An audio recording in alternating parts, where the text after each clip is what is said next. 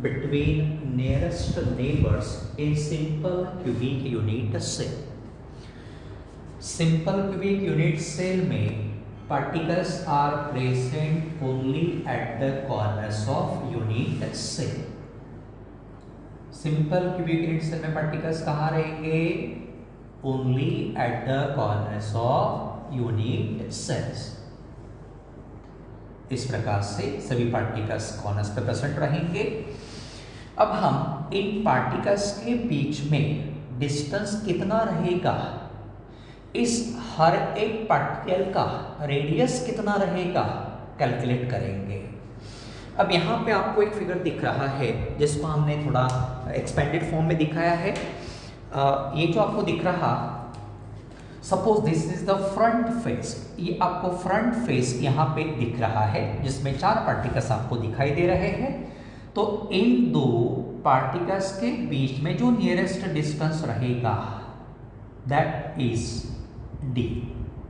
Let d be the distance between 2 nearest neighbors and ये जो distance आपको दिखाई दे रहा, let it be the radius of this particular particle, single particle. r क्या indicate करेगा? Radius of a single particle. और d क्या indicate करेगा? Distance between nearest neighbours. अब देखिए ये जो d आपको दिख रहा है, ये जो 2 पॉइंट्स आपको दिख रहे हैं, that also represents the edge length of unit cell. ये जो डिफरेंस आपको दिख रहा है, डिस्टेंस दिख रहा है 2 पॉइंट में, उससे ही हम क्या कहते हैं? Edge length of unit cell. और एज लेंथ को हम कैसे डिपिक्ट करते हैं, कैसे रिप्रेजेंट करते हैं? By using symbol a.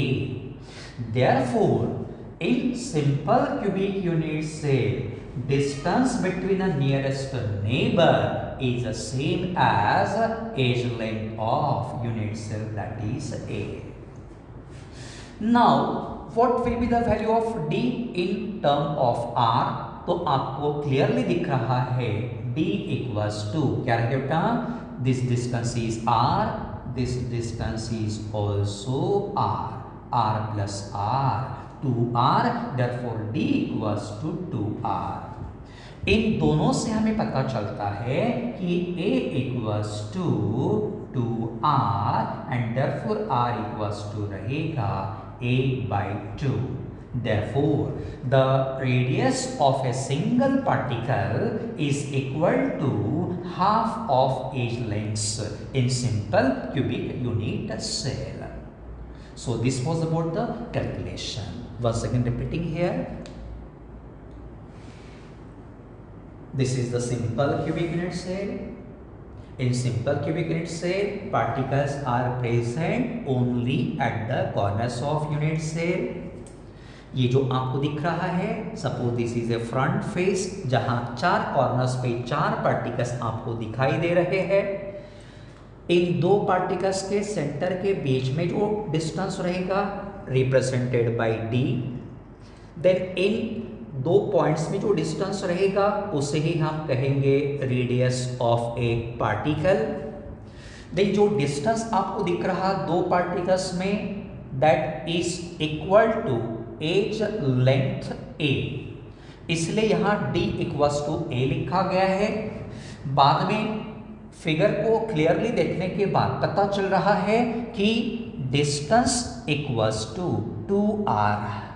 Therefore इन दोनों से पता चलेगा a equals to 2r. Hence r equals to a divided by 2. Hence radius of a single particle in simple cubic unit cell equals half of age length. EF equals to a, therefore यहाँ a square रहेगा plus यहाँ a square, मतलब value मिलेगा 2s square। तो अब D F square equals to मिल गया 2s square. अब हम सेकंड एंगल लेते हैं, ट्राइंगल कंसीडर करते हैं, triangle A F D, in triangle A F D, angle A F D equals to 90 degree. Angle angle ADF equals to 90 degree, and therefore what will happen here, according to Pythagoras theorem, hypotenuse कौन सा रहेगा, this angle is of 90 degree, इसलिए opposite to 90 degree angle रहेगा कौन सा, AF square equals to, हमें क्या मिलेगा, AD square plus DF square. अब AD स्क्वायर कितना रहेगा, AD क्या है बेटा, edge length of unit cell, इसलिए इसका वैल्यू रहेगा A square plus DF square का वैल्यू कितना मिला, 2S स्क्वायर, कितना मिलेगा, 3S square, and therefore AF equals to मिलेगा हमें √3A।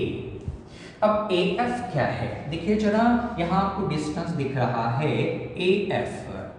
अब AF इक्वल्स टू कितना रहेगा, तो this AF equals to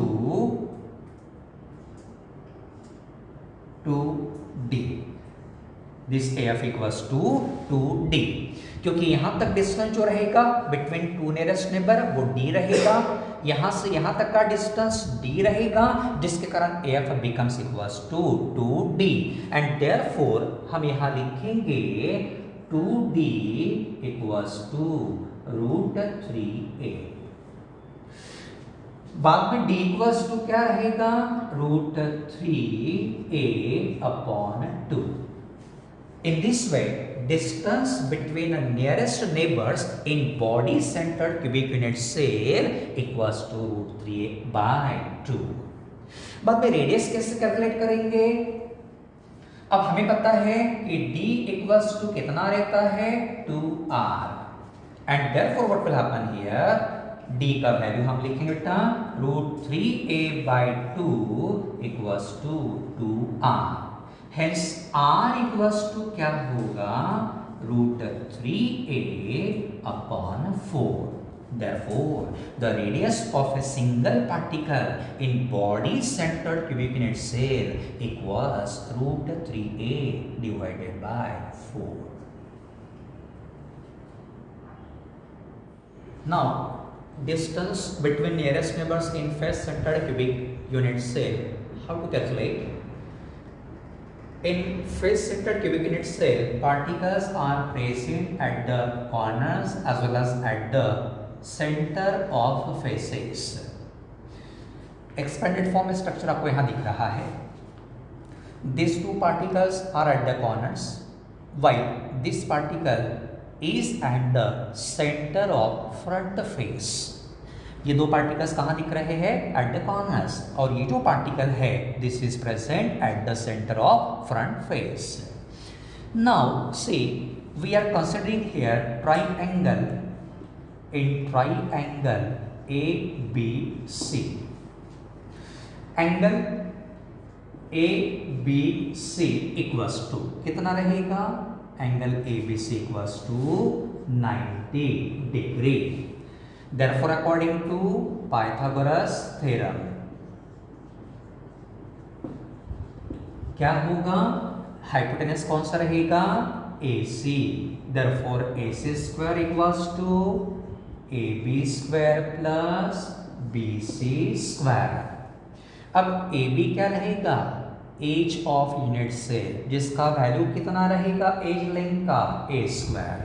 BC क्या दिख रहा है, एज ऑफ यूनिट सेल, यहाँ पे भी एज लेंथ कितना रहेगा, A, इसलिए A square plus A square means कितना होगा, 2S स्क्वायर। अब ये जो डिस्टेंस AC आपको दिखाई दे रहा वो कितना रहेगा, वो दैट इक्वल्स टू 2D। इतना डिस्टेंस रहेगा D, इतना डिस्टेंस रहेगा D प्लस D कितना होगा, 2D। Therefore distance AC equals to क्या रहेगा, 2D, और यहाँ पे अगर हम AC को कैलकुलेट करते हैं तो AC इक्वल्स टू मिलेगा √2A। अब ये जो AC है that becomes equals to 2D, और 2D इक्वल्स टू क्या रहेगा, √2A। Therefore D equals to रहेगा √2A अपॉन 2, जिसको हम लिख सकते हैं A अपॉन √2। बाद में डिस्टेंस इक्वल टू कितना होगा, तो ये डिस्टेंस इक्वल्स टू होता है 2r एंड देयरफॉर इन दोनों से हमें क्या मिलता है 2r equals to a by √2, hence r equals to a upon 2√2. This is the radius of single particle in face-centered cubic unit cell, and this is the distance between the nearest neighbor in FCC unit cell.